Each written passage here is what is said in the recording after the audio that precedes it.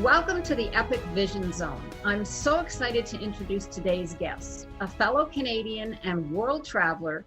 He is a man who believes the world needs the heart voice and energy of the divine feminine now more than ever.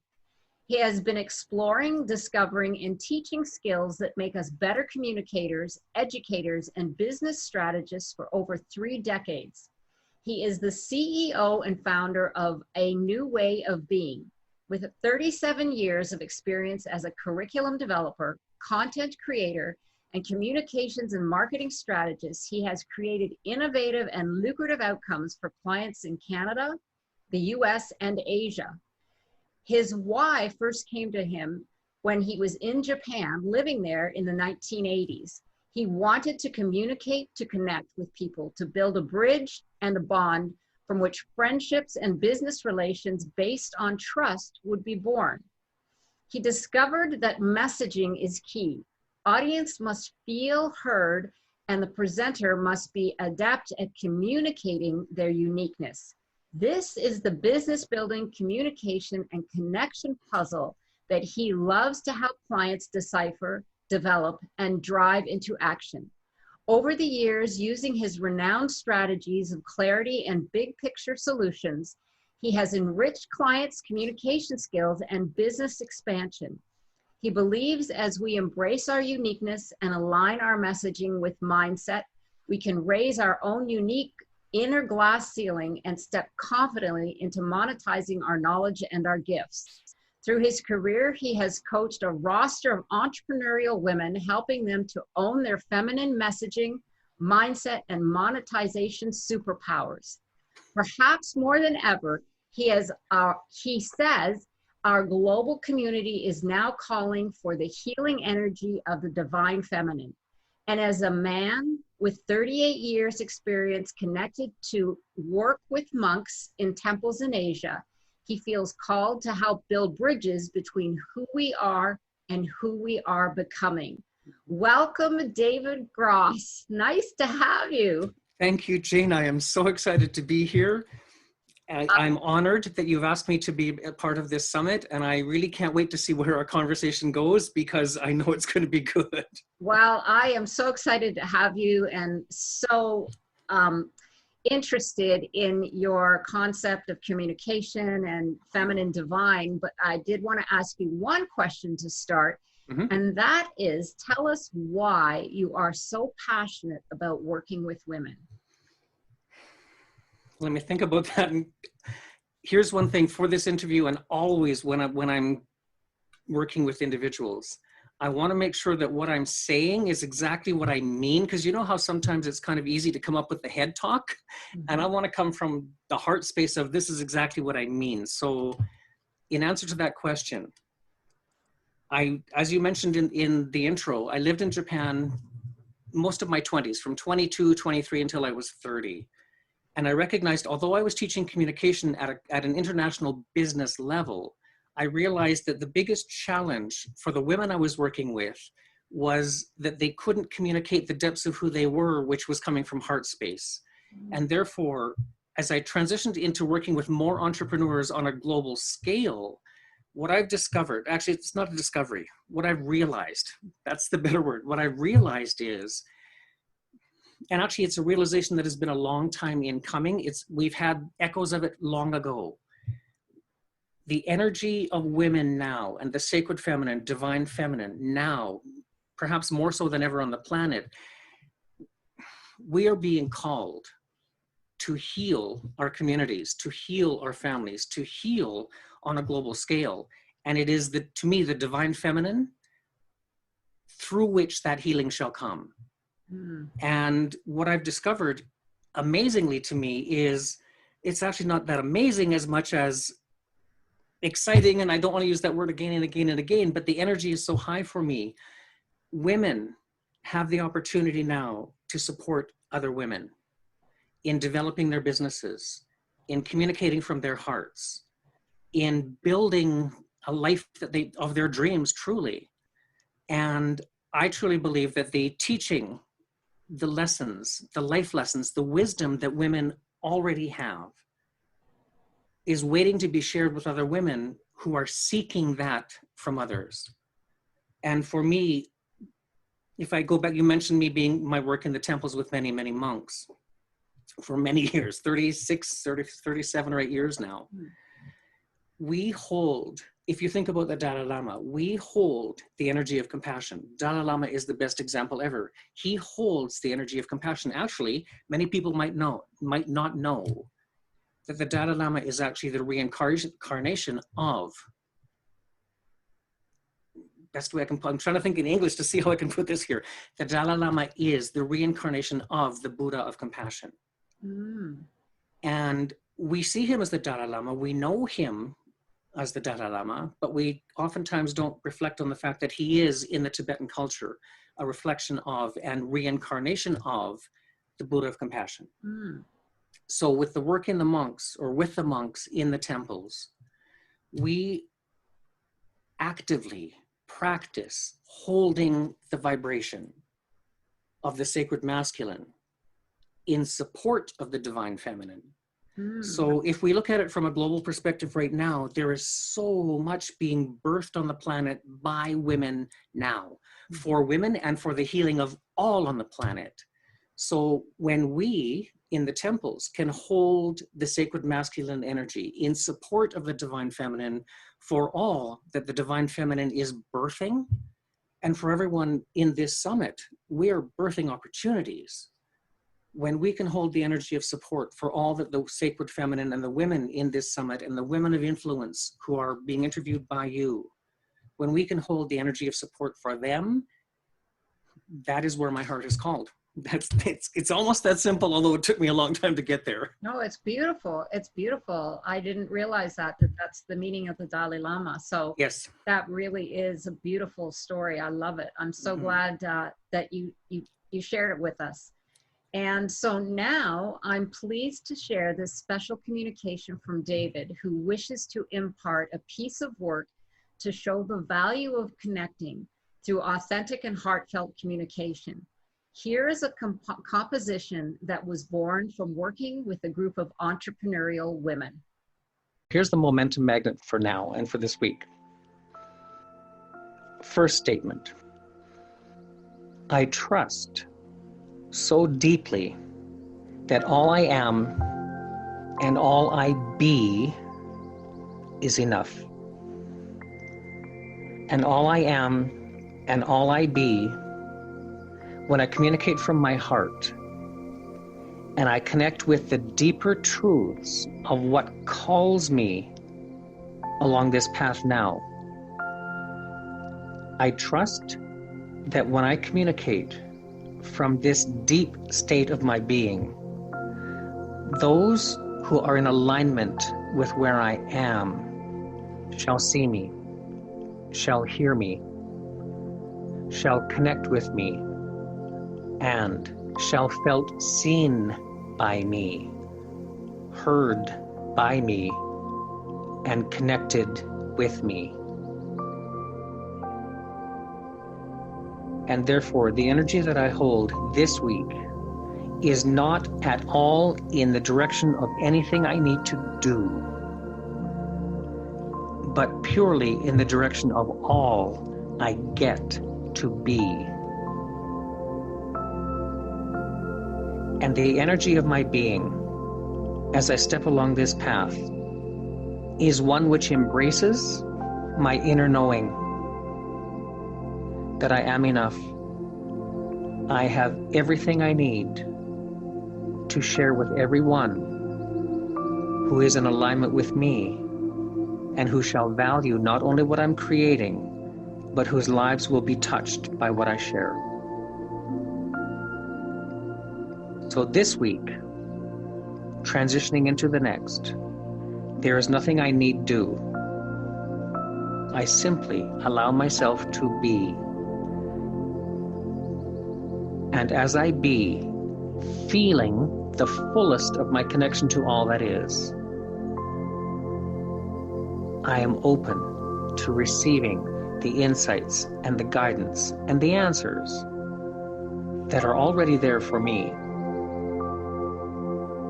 And as I do so, my second level of trust not only in all that is and God source energy in full connection with me, but I also trust that those who shall benefit the most from the gifts I come to this planet with, I trust that I can help them because I know that I am enough. I trust they will hear me. I trust they will feel connection with me, heard by me, seen by me. And in that trusting, I am feeling the flow of energy between me and them. Me and them. Knowing that the energy that I connect with them is a reflection of the perfection of my connection to all that is. So in essence, as we have shared and stated before, my being is for them to see. So in a seeing is believing world, my being, fully connected with God source energy, brings to them the opportunity for them to see in me the light which resides deep within them. And even for those whose light of self-worth and recognition is but a flicker in the embers that reside in the heart,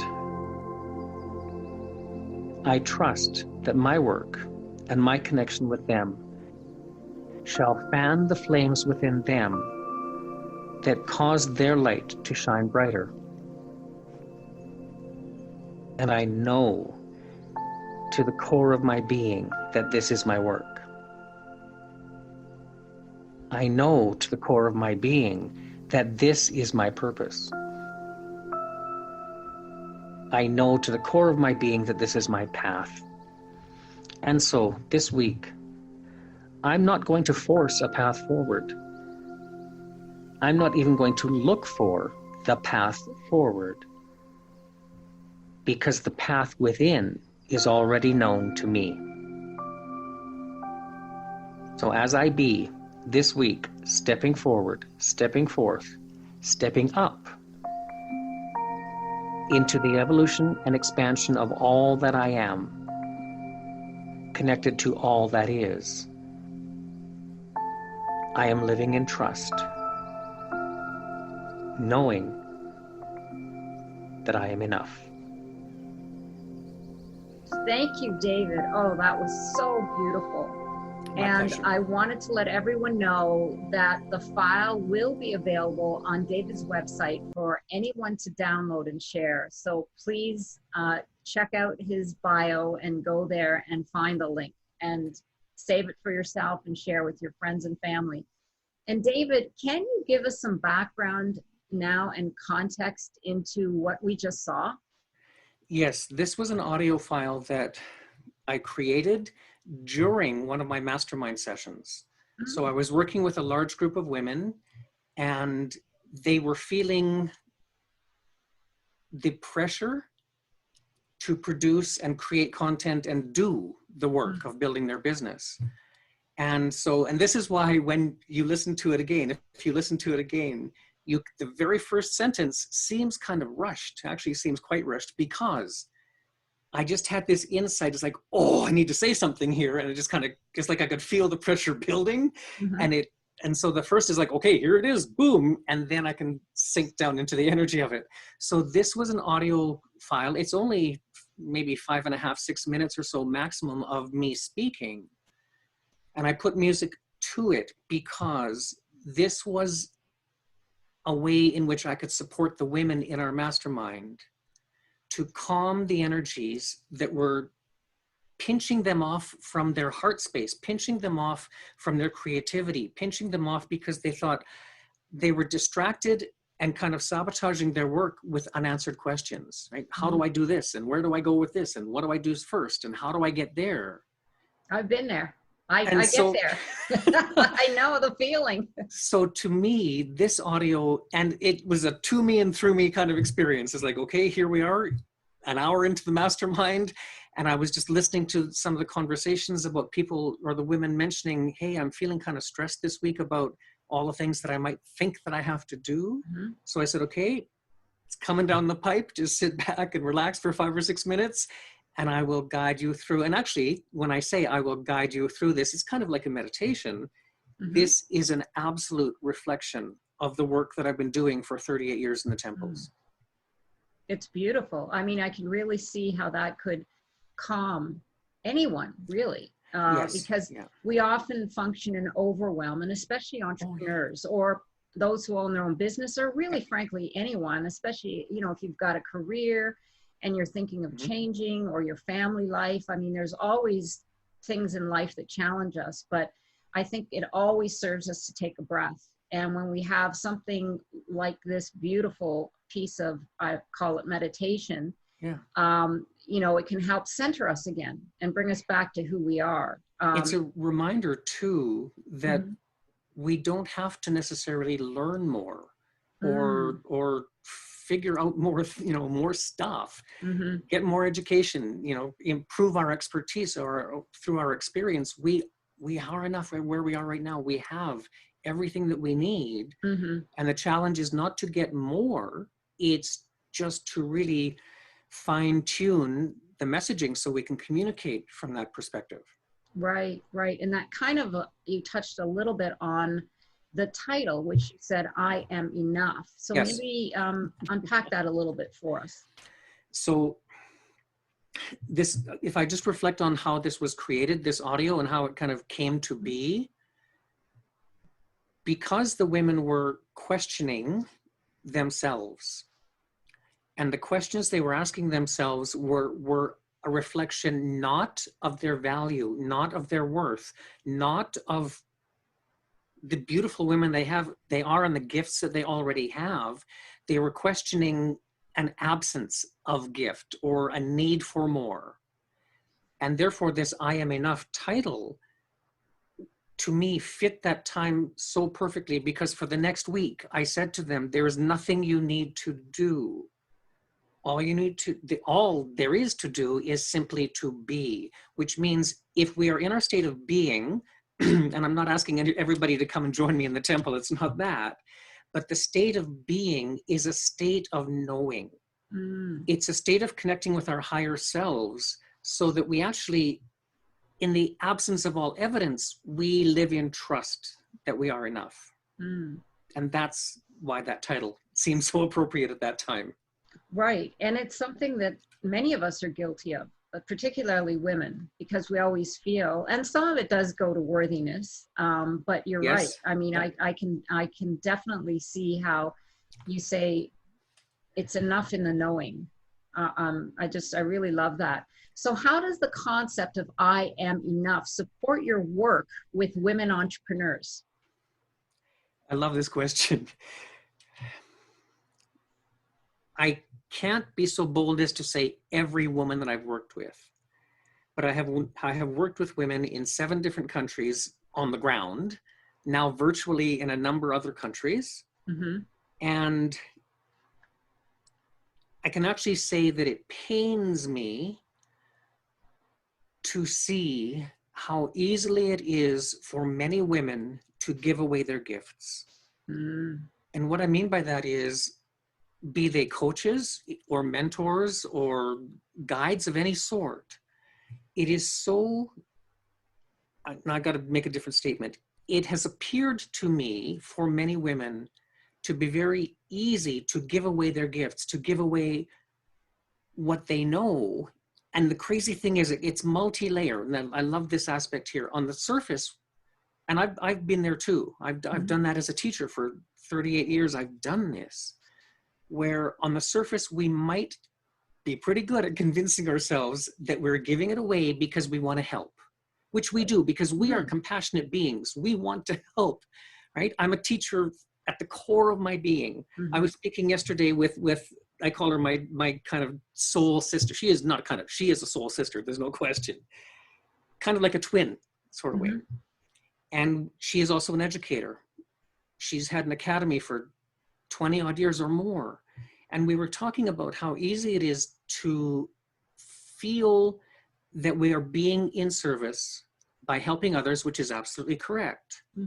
But that as business women, she was, or as a businesswoman and the women she works with, there was a tendency to give a lot away.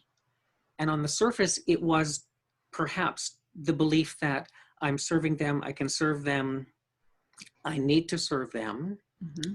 And maybe in some ways I need to prove to some people, whoever they may be, that I'm worthy. So if I need to prove to you I'm worthy, and I will give it to you for free to prove to you that I'm worthy, right? Right. The deeper truth. That's inner work. Oh, the deeper truth that whacks us upside the head even more is the fact that sometimes when we're doing that, we're doing it because we really need to prove to ourselves that we have self-worth, that we are worthy. So when we recognize that we are enough, we don't need to prove to anyone our worth. That recognition alone, and I use this term, I use the words vibrational and things like that a lot because it's what we do in the temples. Sure. So there's a vibrational shift in our energy when our heart space knows that we are enough, and we kind of distance the chatter in the monkey mind or in the head that tells us that we're not. Right. And you said that it ensures women are not taking action from the energy of limiting beliefs. Yes. Which I think is very profound. And if you link back into the video where there's nothing we need to do, there is all we get to be, that shifts our energy dramatically, because when we are in the energy of doing, and sometimes actually doing, yes, for business, we do need to take action, but sometimes the doing is also woven in there subtly is proving something. Oh, okay. But yet when we be, there's nothing to prove to anyone. Right. You're absolutely right. Oh, that was beautiful. I really know that that's something that women can relate to and certainly have been guilty of. Maybe not every woman, but many of them. Well, and I haven't said this, I haven't mentioned this earlier, but one of the reasons why this is, I get really emotional when I talk about this. One of the reasons why this is so important to me is because of my mom. I was gifted a birth mother. And when I moved to Japan when I was 18 for a short period of time, and then I came back and finished university and went back to Japan when I was 23, I was gifted a homestay mom who adopted me, as it were, right? She took care of me. Both of my moms are entrepreneurial women. Oh, wonderful. My moms have created opportunities to touch people's lives that I have witnessed firsthand. Actually, there's no such phrase, but I want to say first heart, like it's in my heart, right? Right. They taught me by example what it means to be on this planet for a purpose, pardon me, and to touch other people's lives. So this is why this is so important to me, because I have been raised by two women. All of my life, I have been surrounded by women whose passion is to help others. And they've taken it in entrepreneurial streams, and I have seen them, though, at times working with others who are questioning themselves. And that's beautiful. This is what drives me. Yeah, we really do live by example. I mean, and that you are so fortunate to have had that, because that obviously it's resonated, and here you are continuing with that compassion and with that assistance of women, or just helping others lift themselves. Beautiful. So there's a statement in your video: the energy I hold this week is not at all in the direction of anything I need to do, but purely in the direction of all I get to be. So I think you expanded on that a little bit, but maybe unpack that a little bit more for us, because I know it has to do with the mindset and the heart set. It does exactly that, yes. So the all I get to do, for example, if we were, this is interesting, I'm going to put it in an interesting context here. If we were to plan out our day and think about or contemplate or put our energy into planning out all we have to do, we could certainly make lists that could be checked off, things that can be done, things that are checked off or crossed off. My mom was actually really good at making lists and checking things off. When we are in the all we have to do energy, our mind, no, let me change that. Our focus shifts from the energetic connection to what we're doing to just getting it done sometimes. Yes.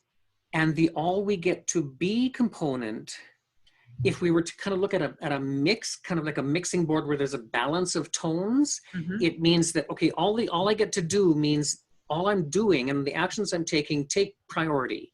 And who I be is still who I am. However, it's not in the headlights, as it were, right? It's kind of in the background. So the difference between them is all I get to be means I raise my vibration, which is my focus of the energy of my being, which is my compassion, which is why I do what I do. For me, I have besides working with women, which is so important to me, I melt when I see little kids in the world who don't have a life or opportunity to laugh and to play. So in addition to helping women, and many of the women that I'm working with, we're also helping kids. So when I, for example, have a long list of things that I have to do, and I'm slogging through all the things I have to do, that becomes hard work, right? It makes sense that it would be a little bit of hard work. When I reflect, even momentarily, and I have pictures on my screensaver sometimes, I use pictures of the kids that I've connected with.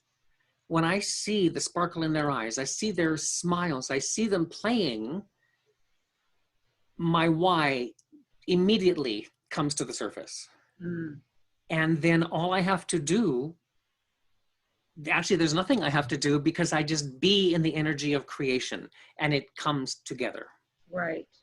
So you strike up a balance, but I like what you said, because my question was going to be, how do you get into that vibrational foundation, which is how you put it. And for you, it's the idea of your screensaver or a video or even a picture, or, you know, if you had something scent wise that reminded you, something that brings you back to ground you, to make you remember why you're doing it. And it has, for me personally, it is more impactful when I have an image than just a word. And I think for most that's the case, because our visual cortex is the instrument that is most powerful in recognition with our brain. It is the most powerful. I mean, scent is very powerful as well, but I could certainly see that why a picture or an image would be the most powerful. But yes, so get into our heart space when we're too much in our head space. Remember that there is that room for both. Yes. So we can be proactive, which means, for example, when I sit down to do audio or video editing, for example, or I'm working on a project, I'm hoping that what I'm trying to explain will come across clearly. So when I'm sitting down to do a project or setting up to do a project, if I come into the project thinking from the headspace of all I have to do, I have my lists and I have my checklists and I've got everything to set up on the multiple monitors around and all of that, right? And then I can get to work. Absolutely, I can do the work. However, if doesn't take long, 30 seconds to a minute even, to just breathe slowly and connect with the energy of those I'm helping or those I've worked with, and be it the women or the children. When I connect with that energy and then step into doing the work, I'm different. Yeah. I'm coming with a different energy into a project, into the work, because I'm holding myself. Maybe this is an interesting way of putting it. I'm holding myself in connection with my higher self. I love that. Yeah. That's perfect. It's beautiful. I don't want to even say anything. We're going to put it as a takeaway.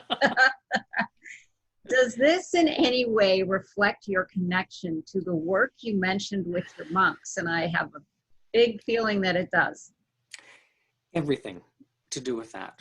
So I was gifted when I was 18 was when I really, I was in Japan when I was 18, and I was introduced to a number of different monks and those in higher positions of influence or authority. Mm-hmm. And they saw something in me that I wasn't really aware of. You know what it's like if you're working with an individual. So if a woman is working with a younger woman, and the older woman doesn't have to be age necessarily, but the older woman in this example is working with a younger woman and sees within this younger woman potential Mm-hmm. that this younger woman doesn't see within herself. It then becomes the opportunity for the older woman to help that younger woman become aware of her gifts. So in this case, when I was working with the monks, they saw something in me that I didn't see within myself. Mm-hmm. And one of the key words that I can use to reflect on my experience was they taught me to be unconditional. Mm. So the alignment that I was feeling, the connection that was in my heart, the compassion that my heart was just beating with compassion to help. They taught me to be unconditional. So I didn't need to be in any particular place, doing any particular action for any particular goal, because those were conditions. And if those conditions weren't met by me, Mm-hmm. then I might take myself out of alignment. Mm. And alignment for me is the energy of compassion, the energy of connection. Mm. Okay. So that opportunity to learn what it means to be unconditional is actually a reflection of me and my higher self, where any conditions around me do not, kind of like the Popeye punching bags, if you, because I'm Mm-hmm. almost 60, so I remember those from the 60s, right? Yeah. The Popeye punching bag, you knock it down, it comes back into alignment, right? Okay, Right. it comes back up, okay. So I use that analogy a lot. So imagine, for example, if we hold on to conditions that we believe must be in place in order for us to feel happy, in order for us to feel our passion, to allow our passion to flow. If those conditions bubble up on the surface or rage in front of us, we tend to shrink in the face of those. So the experience and the lesson to become unconditional or to be unconditional means that nothing around us or me, through what I was being taught, Mm-hmm. I would not allow that. No, that's not the best language of putting it. It would not have an effect on me. It would not have an influence or impact on me because I was able to maintain my connection no matter what was going around me. Again, it's not easy in our reality right now. It's not easy to not be affected by what's around us. Right.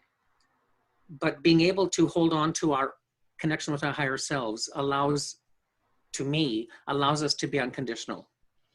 Yes, absolutely. And I could see that Mm. in everything, not just in, Yes. like you say, in being happy, but it could be in what your version of success is, Mm-hmm. of what your version of a fulfilled life is, or abundance. So really that thinking serves us through life in everything. It does. And if we think, for example, here's an example of us being conditional. I'm going to put it into context for us, especially on this summit with women who are doing amazing work on the planet. For some of us, the conditions show up as the evidence that we are seeking as the confirmation of our work. Mm. So in the absence of the evidence, Mm-hmm. that becomes a condition that might cause us to question ourselves. Am I good enough? Because we don't have, perhaps right now, in the headlights, as it were, right there in front of us, the evidence that can prove to us our own worth. Wow. Yeah. That's perfect. I love it. I don't mean to bring all this into monk culture for you at all, but no. And women for the most part understand the concept of energy and vibration and connection. I mean, and if they don't, they're at least open to exploring it, because it is it's not so woo-woo as they put it in, as it used to be, because, you know, now we have the science that has proved so much of what the ancients have known for eons. Yes. And so but the way you put it is so eloquent, and it just makes so much sense. So what do we need to know about the concept then, speaking of energy, and how it affects us as business women? Okay, I'm going to just imagine, actually it's right there over on the other side of the room. Imagine a piano keyboard in front of you. Okay. So I've got my mom's grand piano here, which is the most amazing thing ever. So imagine a piano keyboard. And on that keyboard, if you're aware of music, there's a note called middle C. And middle C is the note from which every note going down to the left, if we're playing the piano, is lower in vibration. We might call it deeper, we might call it darker, we definitely know it's a lower vibration. Think also the movies, right? They kind of go in that direction with the heavier kind of tone. Oh, there's something ominous rather coming, right? Every note to the right of middle C rises in vibration, feels lighter to us. And therefore, if we think about the concept of vibration for us, is where are we on that scale? Are we tipping to the left from middle C where we don't feel so good, so we have questions, or we have certain emotions that don't feel good to us, or do we feel better? So vibration for me is first and foremost the awareness of where we are. And there are many women that I know, and I work with some incredible women who do work in the mindset realm of identifying, okay, this is why you're stuck there, and unsticking them to get women moving. Vibration is important for us to be aware of, so that the first level is awareness. So when we have a level of awareness, how am I thinking? How am I feeling? What is the vibration of where I am? When we have a level of awareness, then we can begin to work with that. If we don't have a level of awareness of where we are living kind of in the waves that are moving all around us. So, or moving us around with them. There we go, moving us around in the current, as it were. Yes, totally, right? So the importance of vibration is so that we can connect with, actually, here we go. I'm going to do a little bit more monk stuff on here. When we are aware consciously, when we bring our consciousness into the awareness of the vibration, which is how we're feeling, that awareness, to me, becomes the trigger for the next step, which for me is rising above it, which means rising into a state of being unconditional. So I'm not judging myself. I'm not judging others. I'm rising above how I've been feeling. Right. If I can't rise above, I can't become unconditional, and I can't begin to steer myself in the direction that I want. Or if I do, it becomes work. Right. Because as you said earlier in our conversation, our focus determines our reality. Yes, 100%. So you're focused in the negative, or whatever you believe is the condition, then that's going to be your reality. It is. And vice versa. And this, to me, then links perfectly with the concept of law of attraction.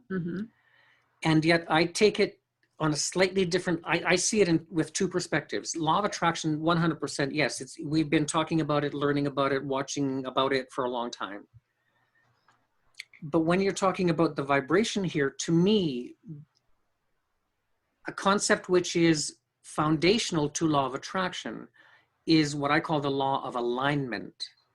So when we align at a lower level of vibration, which means how I'm thinking, how I'm feeling, which means down from middle C doesn't feel so good to us. When we align there with ourselves, then vibrationally we are aligning with other people who are there too, chances are, and then that's where the law of attraction can bring them in and have them showing up. Whereas if we align, or are able first and foremost to become unconditional, and then start transitioning into a higher level of alignment, we attract from there. So in that sense, that's how it affects us in business. 100%. Because what we're putting out, whether we know it or not, and that's the awareness, is what is coming back to us. Yes. So any woman who is feeling,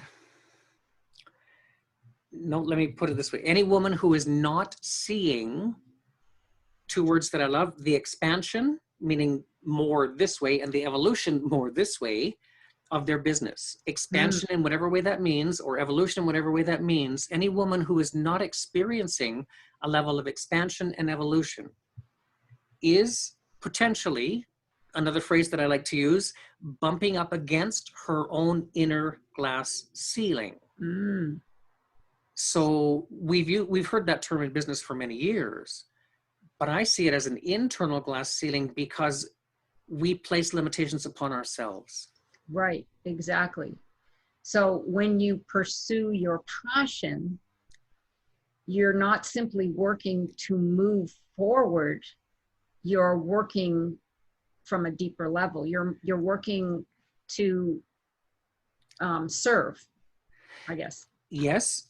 So I'm going to unravel that a little bit for me. So yes, we are in the energy of serving and of service. We can be in the energy of service from the head space or from the heart space. Right. We can be in the energy of service from all we believe we need to do, and we could be more supported with the energy of all we get to be, thinking from heart space and connected with our higher selves. So perhaps what that means is when we're following our passion, okay, here we go, this is kind of cool. When we're following our passion and yet it feels like work or hard work, it's our mindset, it's our heart set, it's where we are vibrationally that makes it feel that way. Okay. That's a bold statement, so I don't mean it to be a black and white 100% statement, but yet that's a reality that I've experienced. No, because you're right. I mean, many of us are that's the summit is passion to profits, because many of us are pursuing our passion, but we're not feeling like, you know, we're getting anywhere with it on a business level, not necessarily on a success level, because I see that in a different way, but monetization. And we're going to get into that a little later. That's a whole, that's a whole nother story, but we're going to touch on that because it is important. I mean, passion to profits. So in the beautiful video that we just saw, you mentioned that seeing is believing. Yes. Please expand on that. What exactly did you mean? I love your question, and I love the timing of this question because it's going to kind of go back to where we started in the beginning of this call. So the seeing is believing to me is an opportunity for women. If you think about the phrase seeing is believing, so therefore what that means, or what that infers, what I infer from that, what it implies is if you can't see it, you can't believe it. And many will say, right, if you can't see it, you can't be it. So I've heard that before as well, right? If you can't see it, you can't be it. And I don't necessarily mean necessarily has to be tangible in front of you, see it, but it could also be have a vision of that. Right, so sort of like the vision board concept. True, but I would like to tap back into that one because I have a whole different take on that as well. Okay, sure. So the seeing is believing world for me is one in which now, so I'm going to refer to women in my masterminds and the women they work with, because that's the best way I can put context around this. So the women who are working right now with me are women of influence. They are already playing the game an octave or two up from middle C. And I know that because we never have conversation about what's not working. We never come to a gathering with any complaints or anything that doesn't feel good. We just come in the energy of that which is positive and connected. Their opportunity now, and my opportunity to support them now in the seeing is believing world is this: the women that they are working with, and some of these women are working with hundreds and thousands of women through extension of the groups and the programs that they're connected to and that they're developing on the planet. The women that they are working with need to see a woman standing in her power, speaking her truth, communicating and connecting from her heart, and holding that vibration consistently. Without questioning herself, without judging herself, without in any way even putting herself down. And actually, this is so cool, without limiting herself. So the women, two ripples out in the pond, the women who are now witnessing these women who are rising to such a level of their alignment have within them an experience to see in these women that they're holding in high self or in high esteem. Mm-hmm. They can now see in them, in the flicker of the embers of their heart, what resides within them and is possible for them. In the absence of a woman of influence stepping up and holding that powerful position Mm-hmm. in her heart, in compassion, in connection, in collaboration, in the absence of those women to see as the models, Mm-hmm. it becomes, there we go, it's all weaving together. It becomes hard work to think, well, how do I do that? Because I don't have I don't have anyone to model after. Mm. So the seeing is believing world for me means that we, as individuals of influence, I don't like to use the word responsibility because it sounds kind of a heavy, but we have the opportunity for sure to be the ones that others can see as the ones holding that level consistently, so that those who see us can now see within themselves that potential and can hold us as the model for them, saying, I can do that too. Yes, I can absolutely understand and see that. Yeah. Because they're holding the energy for them. And very much like we said earlier, or you mentioned, it's helpful to have a visual reminder. Right. The words and the memes on Facebook, okay, they're good. They're on Instagram. They're good momentarily until they flash by, and the next one comes up, and then I'm in the car driving somewhere, and I totally forget that when somebody cuts me off, and I forgot that those words of Zen that I should have remembered, right? Right. But yet, when we have a model that we can look up to, when we have someone we can hold in our heart, and we know them vibrationally Mm-hmm. to be holding that position, that level of alignment, Right. that maybe, here's an interesting phrase, that becomes our lifeline. Right. Exactly. If we don't yet believe in ourselves, Mm-hmm. but yet we can believe that they hold that position Right. of influence, and they're holding firmly with great strength and heart and compassion, then they become a lifeline that we can hold on to, so that we are drawn into that experience within ourselves. Yes, I can see that. Yeah. And so in the absence of saying knowing or experiencing someone like that, do you believe that that's where mentors can play a big part in your life? 100%. Okay. That is one and the same. So, and Okay. interesting, I don't know if you've heard this term before. I'm part of eWomen Network. I'm a platinum member of eWomen. I've been platinum for maybe 8-9 years or so. Okay. And in eWomen Network, they have what they call the Femtor, the female mentor. Mm. So yes, Okay. everything we've just talked about of a woman of influence being the one who is able to mentor those who are coming up and show them in the seeing is believing world that this is possible for you. Right. Right. That's So exactly it's what it is. really valuable if you can find a mentor. To Absolutely. help you move forward. So, well, you talked about connecting with our deeper truths. And Yes. what does this mean, and why is this important for women in business? So deeper truth for me means communicating from our why. So actually, if we look at the head voice and heart voice, Mm-hmm. the deeper truth is speaking from heart voice. Okay. Now, when we're managing our business or our social media and all of that, Mm-hmm. and the content that we may be creating, it's not always maybe even appropriate to be coming from heart voice. Mm-hmm. But heart voice for me is the one that connects us with our audience. Okay. The head voice is the one that tells people what we do or what we want them to do. Right. And Yeah. then for ourselves, the head voice holds limits and judgment, right? Mm-hmm. So when the concept of a deeper truth, and here's an example. So I've been with my partner for 32 years. If I say to my partner, who is a professional chef and makes amazing meals every evening, Lucky you. truly, truly, if you like, Vietnamese or Thai or Asian food, then come over. I'm coming for dinner. And actually, we live in Asia in Canadian winters, right? So Yeah. come over because we will cook for you because we're building restaurants and things too. Okay.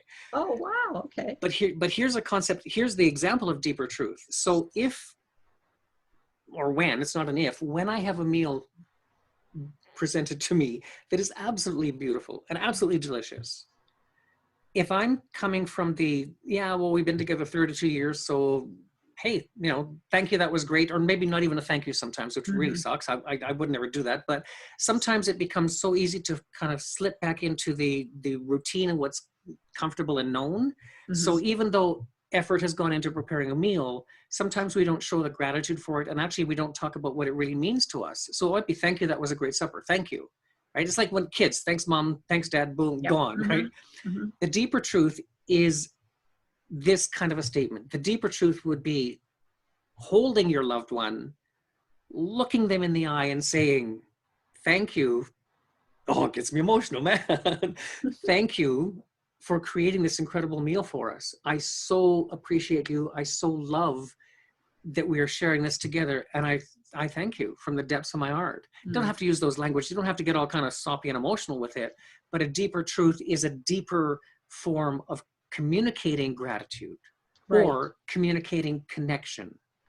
Exactly. Rather than just a thank you. Yes, I completely. And which you say draws us forward when you're communicating through your heart voice. It does. Yeah. Okay. So I get that. That's beautiful. So can you give me an example? Well, I think you might just have done that with head voice and heart voice, specifically for women in business. So when you're applying it to the business realm, what would that look like?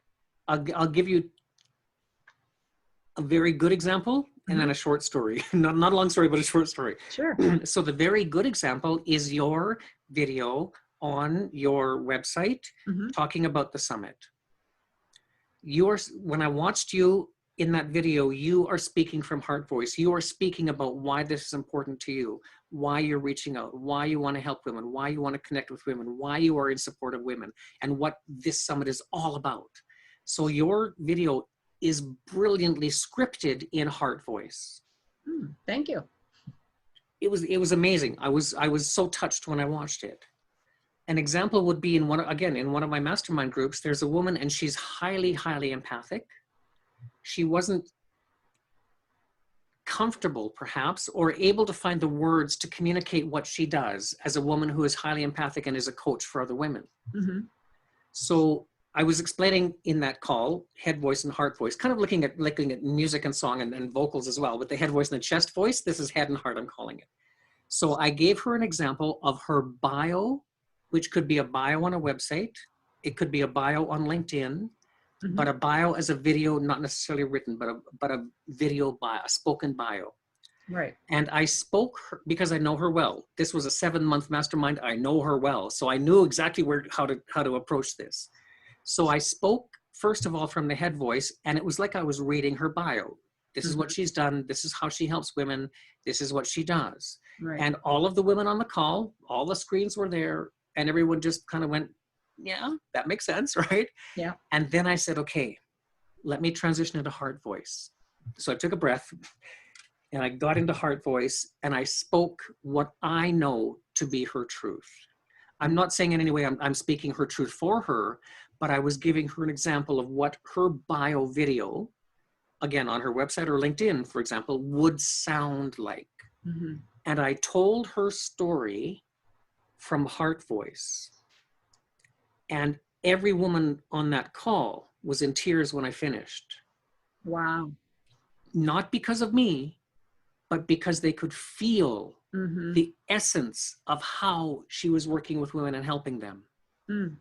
And that's the phrase, I don't know if we've even talked about it yet, but the communicate to connect concept. Yeah. That's what that is. Yeah. Yeah. We haven't gotten there yet, but yes, okay. Absolutely. Then it's coming. Coming from the heart, and that's where the authenticity lives. But yes, absolutely. It completely makes sense to communicate from our hearts, because that's where we're not just vulnerable, but that's our humanity, you know. Exactly. Yes, that is exactly it. Yes. Options for messaging. So messaging, speaking of, because we're segueing perfectly into it, is the first pillar of your work, which I love, David, because you are a master communicator. Everything you do with such joy and heart space. For sure. I live in heart space. I'm very fortunate. You do. No, you're so genuine. So the first pillar of your work that you described in your bio was, why is this the core of our businesses, or you feel that the communication to connect is so vital in everything that we do? It's not really necessarily business, but in life, I think too. It is. So if we think about women in business, and this could also be thinking of the women who are part of this summit and women who will be watching this summit. There may be some women who are in transition from careers or positions or jobs that now they've realized, I don't want to go back to that, right? Yeah. So this may be women like yourself who have a business. This may be for women who are in that transition time. For all women, and this is why the messaging is so important. If women, okay, there's 3 levels I can talk about here. If women speak about, I'm going to put it in the context of women who are coaches. Let's just put that just for now. So women who are coaches who speak, there are 3 levels I'm going to refer to. The top level is the features.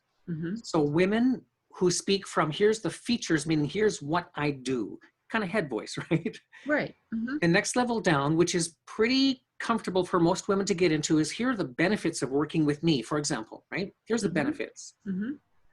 There's a 3rd level, which is, it's sometimes difficult to differentiate between the 2nd level of benefits and the 3rd level, which is value. Here's the value of this for you.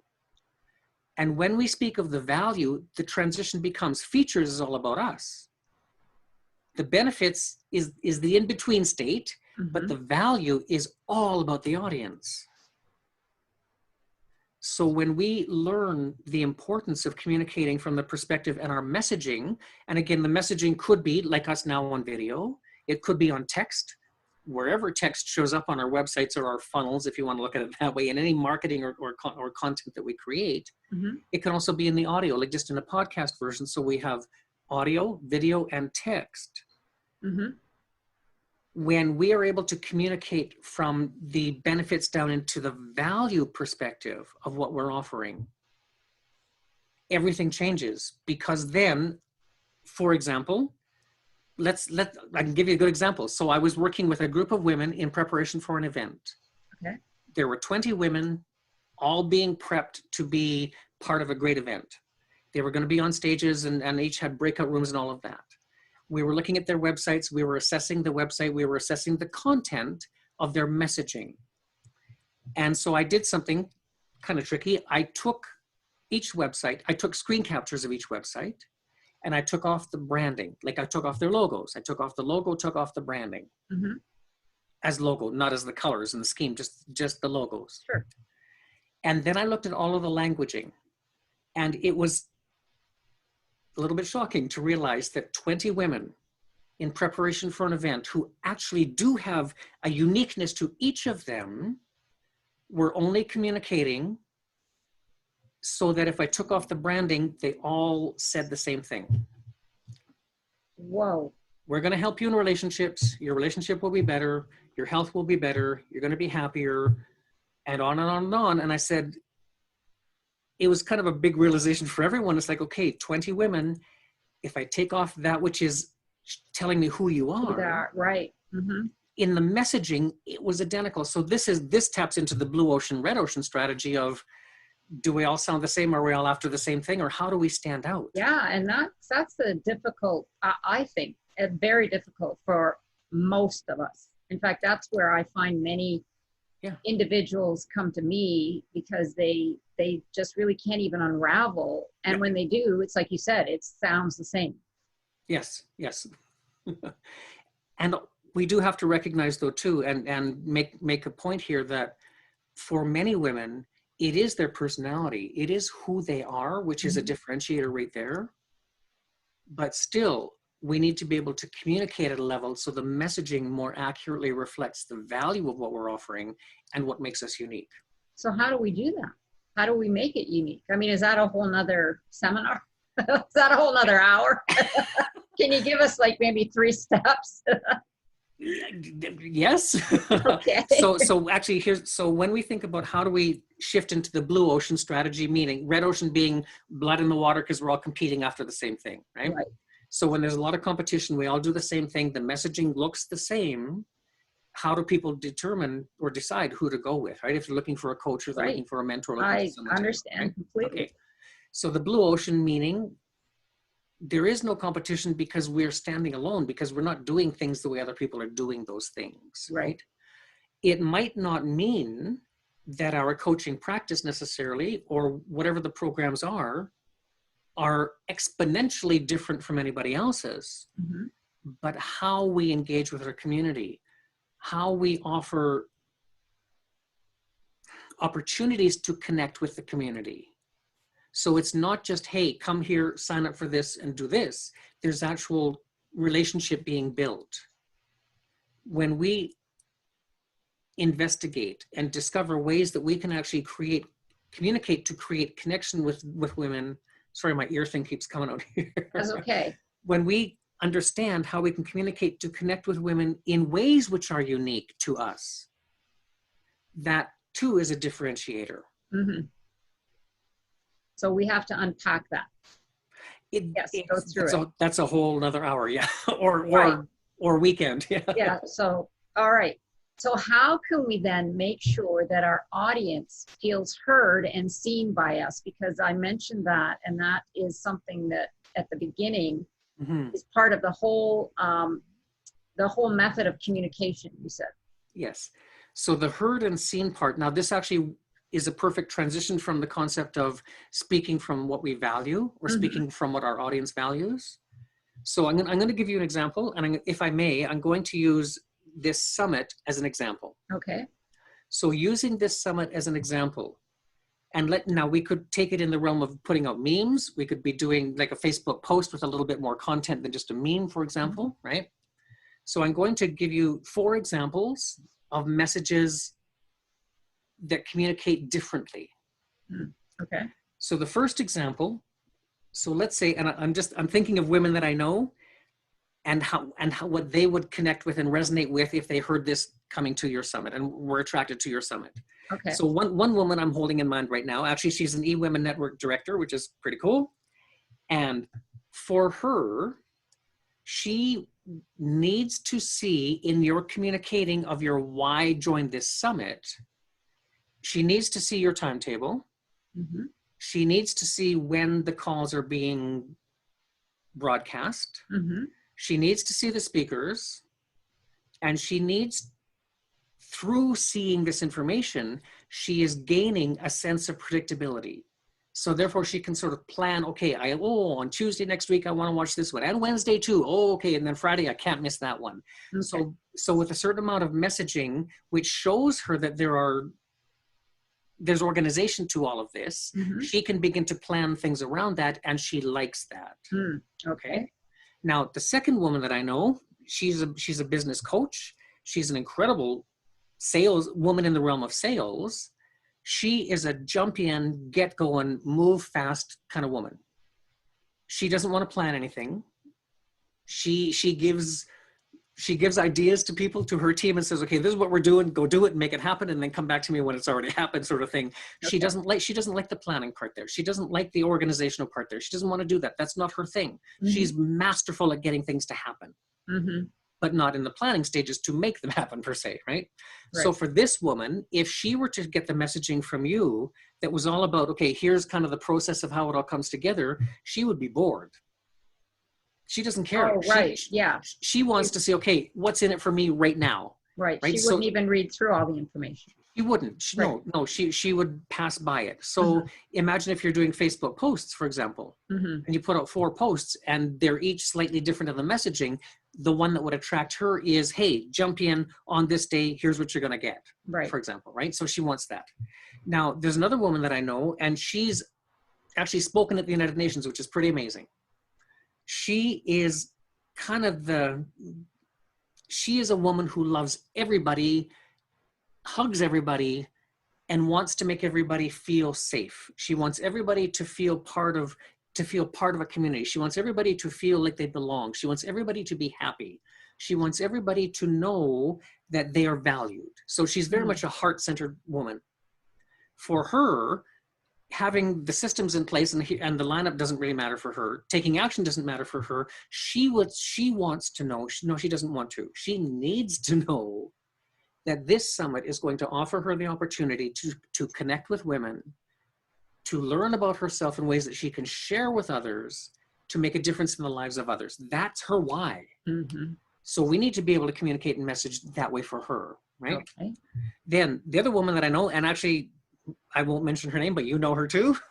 She is a woman for whom the information behind who these experts are, like what did you do and what is your research and what are your degrees and what do you know, that's really important to her. Mm-hmm. Because she values expertise. Okay. So she needs to see certain posts, for example, that are reflecting of, we have these women who have this experience and this expertise, and they're going to be sharing with you because she, like a sponge, wants to absorb all the expertise and the knowledge and the information from them. Right. So right.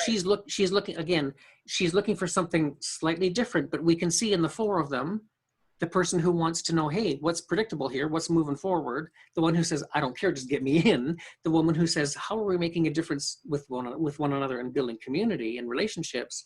And the woman who says, I want to know what you know. Right. Four slightly different variations on how we can message to the audience of what they value, so that the one who sees the message is like, oh, that connects with me. That's my deal maker. I'm in. Right. Very different. Yeah, what I'm hearing you say though is then when you're putting out those kinds of communications, saying marketing a particular event, such as the summit, yep, you need to speak to all those different personalities or individuals. We do, and let's play with this for a second here, because actually, there's a lot of complexity to what's possible, and it's very exciting for me. So we can blend a couple together. We don't have to just have one like this, one like this, one like this, one like this. We can blend the messaging together, and actually in one or two sentences, we could put them all together. Ah. Right? So it doesn't have to be just this A or B or C or D. It could be an A-B thing or an A and D thing, or it could be a little bit of it all together. But the important thing here is that the audience that you want to connect with is feeling their connection with you through what they value. Right. And putting it in one sentence requires quite a bit of practice, I'm assuming. There's a little bit of wordsmithing. Yes. And it's amazing, because sometimes, man, we've done wordsmithing for webinars, for example, wordsmithing for presentations, and just one shift in a word changes everything. It's like, oh yeah, it's remarkable. Yeah. Yeah, no, it really is remarkable. I appreciate words. You understand that? Yes. Yes, I definitely do. Yeah. Because I hear words that people say and they don't even realize they're saying it, but then the light bulb will go on and I'm going, that's what you're all about. And they're going, I said that? And I said, yeah, you did. But yes, I understand words are very powerful, but yes, I could see where that would be a benefit. Well, you also know then with the work that you do with women, the challenge that it can be to find those right words on our own. Oh, absolutely. Oh, it's huge. I mean, that's probably why many do hire outside individuals, and why there are courses on content copying and content writing and marketing and all of that, because obviously it is a skill or an art. For me, it's more of an art. I would agree with you on that one, because that's how I see words. But in that was great. Thank you so much for breaking that down. Because yes, we always tend to be more linear in our thinking when it comes to communication, because we communicate the way we believe that people are going to see it. But we're only one demographic or one version of those individuals that you spoke of. Whereas you're right, when you're putting it out there to a broad audience, it's right across the spectrum. That's what we often forget. It is, but can I speak to that just for a moment? Because there's a really important aspect to add to this. So I was working with a group of women in Australia about a year ago. And we were talking about different ways of messaging for them. And one woman said, I don't want to work with those people who are so in the box thinkers that they make me crazy, right? They need the plan, they need the book, they need to check things off. She said, it just makes me cry. I don't want to work with them. And I said to her, actually, one element if you have the luxury of turning away a potential client, Mm-hmm. good. Because if you don't, well, we'll message to them and we got to just make sure that you're more comfortable communicating and working with them.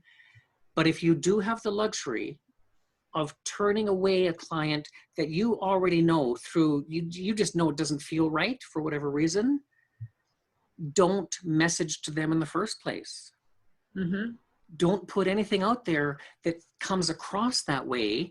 Right. And therefore we are being proactive, because the person who is looking for that wouldn't see that, and most probably wouldn't even connect with her in the first place. Exactly. And therein lies the word connect. Yes. They won't connect with it. So it's so, like you said, okay, there's so many ways to connect, but I think that it's valuable, especially for those of us on the telesummit here, not telesummit, on the summit now, pardon me for that one, but on the summit, to be aware of the fact that we actually have the opportunity to message in ways that are most in alignment with us.